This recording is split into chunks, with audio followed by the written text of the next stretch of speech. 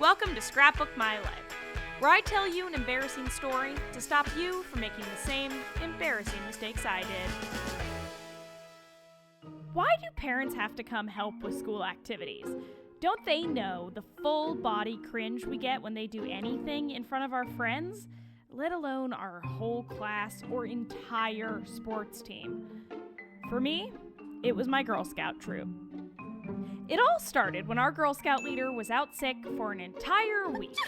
None of the other moms who normally volunteered were around, so my mom agreed to step in. Foolishly, I wasn't nervous. How bad could it go, I thought. But then, I walked into our meeting that day and saw the snack table.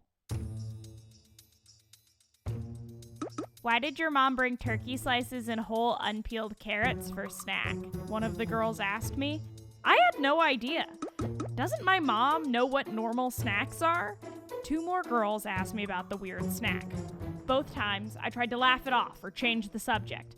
My strategy was to stop this from becoming a big deal so that soon enough, no one would remember it at all.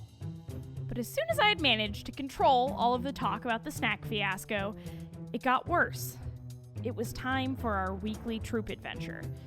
Did my mom take us somewhere like a zoo or a museum or an arcade? Nope. She took us to a drive-through car wash. I could hear the girls in the back seat complaining about how boring this week's adventure was. One girl even asks my mom if she's sure that our regular troop leader would be back next week. I wished that the colorful foam from the car wash would wash me away. Why couldn't my mom just do normal mom things and buy us normal mom snacks and take us on normal scouting adventures?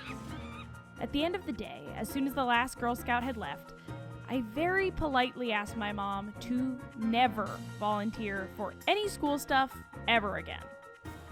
But it was already too late. Apparently, in a streak of doing everything she could to totally ruin my life, my mom had already signed up to chaperone our class field trip to the Natural History Museum. I spent the whole bus ride trying to figure out how to gracefully stay as far away from my mom as possible.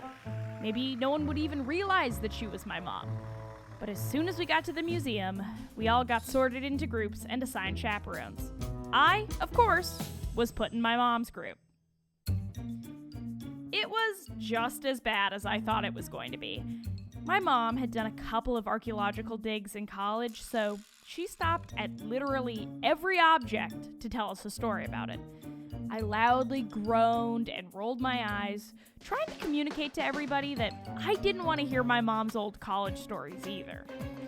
But then I realized no one else was rolling their eyes.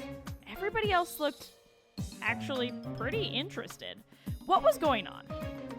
Then I even saw a couple of kids from another group try to get closer to our group just so they could hear my mom's stories. I felt a weird warmth down in the bottom of my chest. I was proud of my cool mom. It was kind of awesome that she'd done real archaeological digs and knew all this interesting information about the stuff in the museum. Your parents aren't going to be great at everything. And as hard as it is to not cringe, especially when they buy weird snacks, try to appreciate that their differences make them unique and cool. But still, definitely don't let them take your Girl Scout troop on a car wash adventure.